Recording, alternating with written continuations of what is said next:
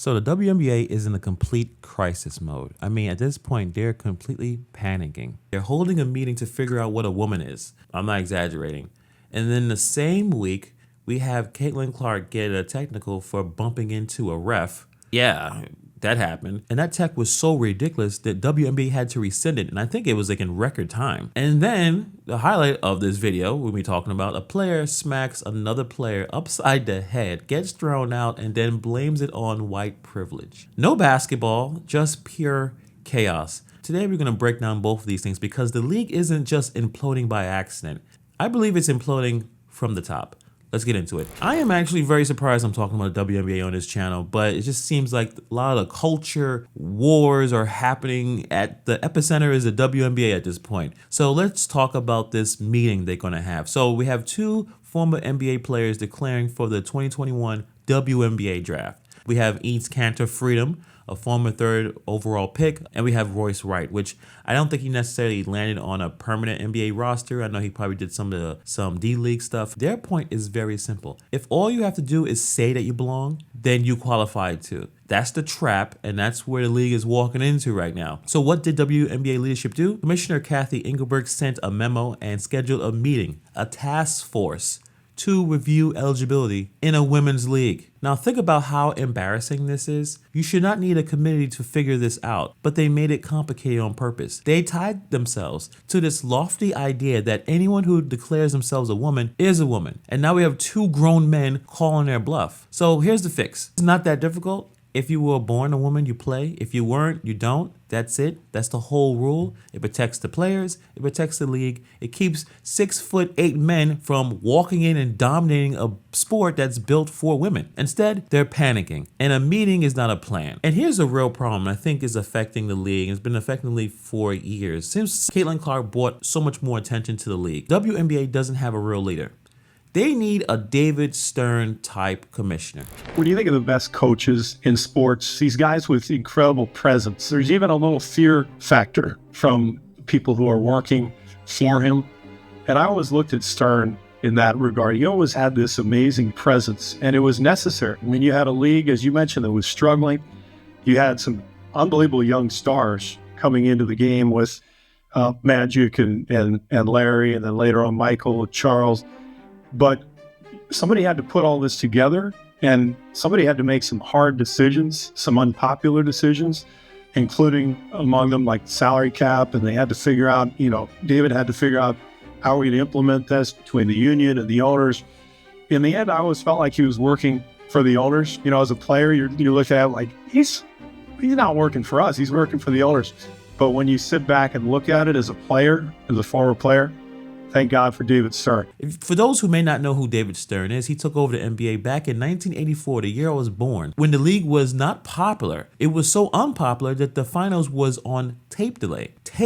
And then eventually he builds it into a global giant. And he was tough. After the Malice in the Palace, that was the Detroit Pistons versus the Pacers, where Ron Artest, a Metta World Peace, went into the stands fighting people with Steven Jackson and Jermaine O'Neal. It was a complete crazy brawl. I still remember the night that happened. I remember stopping my video games. I think I was playing Xbox Live at that point, to go back on TV to watch the reviews. It was crazy. Stern didn't hold a meeting and hope. He acted, and he came down pretty hard. He brought in the dress code. He raised the age limit. He cleaned up the physical, out of control style of the play from the 70s and 80s and dragged the league into something corporate and respectable. And at that time, when I was younger, I didn't get it. I was kind of annoyed. Well, who cares about the dress code? I wasn't a fan of everything he did at that time, but looking back now, I understand exactly what he was doing. He was protecting the product. He was protecting the brand. He made hard, unpopular calls because that's the job. That's what leadership looks like. The WNBA has the complete opposite at this point, and you can see the results on and off the court. So let's talk about the clothesline hit that Sophie Cunningham had. This happened yesterday. Fever versus the Sky, first quarter. Sophie Cunningham is out ahead of everybody, going in for a fast break layup. Easy 2 points. Then Gianjay Carrington chases her down from behind and swipes her arm across Cunningham's head and neck, knocks her flat on her back. Cunningham didn't even have a chance to break or fall. You can watch it right now. Anyone who watches this play, watch it right here. It's pretty obvious it's a flagrant foul. Cunningham is already up in the air. There's no play on the ball. It's just Gianjay slapping Sophie in the face across the head. That's it. The ref saw it too. It was a pretty obvious call. They reviewed it and upgraded to a flagrant 2, which is an automatic rejection. They said it's a windup, is the impact, and the follow through. And the player left wide open, got hurt. That's the league's own words, obviously not mine. Let me talk to you about this. I love physical basketball. Obviously, I grew up watching the 80s and 90s in NBA. The Knicks beating up people, getting beat up, guys were on the floor. I do miss that type of game, but here's the thing. The league doesn't want that anymore. They took it out on purpose. And even back then, you couldn't just smack a guy across the head like that while he was in the air. That was going to probably be a fight. Well, Sophie was going to try to fight this other girl here. So it wasn't just a hard foul. A hard foul is a wrap up, a grab, a bump. We've seen this countless times in the NBA. So Carrington gets ejected, and then minutes later, she goes on social media and posts 2 words, white privilege, and tags the fever. You clothesline a woman on a clean layup, you get tossed correctly, and instead of taking the rejection like a professional, you cry white privilege on a play everybody watched. On a play the refs upgraded on the video. And then she wasn't done. She posted 8/23. That's the date these two teams play again. So now you got a foul and a race card, and I guess what, a threat for the rematch for one player in one night. And that comes from Sophie Cunningham herself, the woman who got hit. After the game, she was asked about the post, and she didn't cry. She didn't play victim. She said the league is taking care of it, and this has nothing to do with race.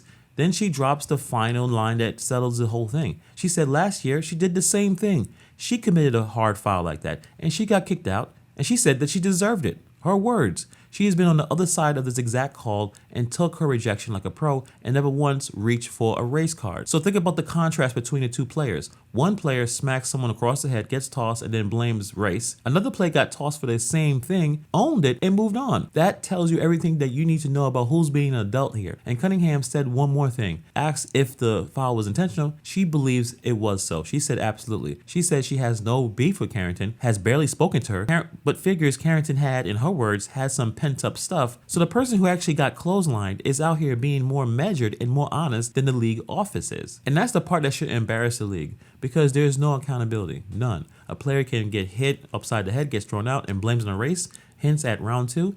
And where is the commissioner? Where is the standard? I mean, at this point, is there going to be any more punishment for Carrington? This is the same league that can't figure out a meeting agenda, can't figure out what a woman is. The biggest issue, being weak at the top, comes at chaos at the bottom every time. And the real story is the game is not that important right now in the WNBA. The league has leaned into activism and outrage to get attention. And now the attention is all outrage. They seem like they can't put everything back in the box. The players smell that there's no one steering the ship, so they're going to do whatever they want. It's not built to handle it. And from what I'm watching, it's only getting worse. They need a strong commissioner like yesterday. Now you have 2 grown men declaring to play in a women's league, and the response is, we need a meeting. A player gets tossed for a clothesline and answers with the race card and a threat. I mean, that's not basketball. That's a league with nobody in charge. The NBA had David Stern to make the hard calls to save it from itself. WNBA is still waiting on theirs. And until they find something similar, it's only going to get worse. But let me know what you guys think about this story in the comments below. Thank you for taking time to watch this video, and I'll see you guys in the next video.